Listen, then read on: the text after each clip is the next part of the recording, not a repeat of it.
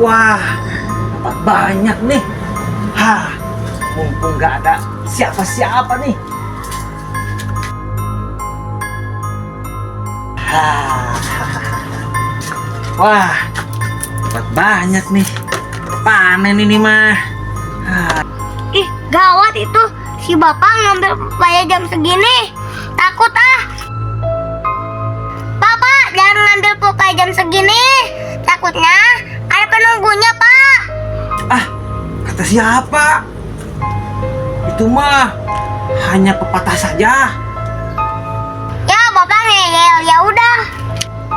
Ah, mending ku bawa aja ke rumah. Aduh, siapa itu?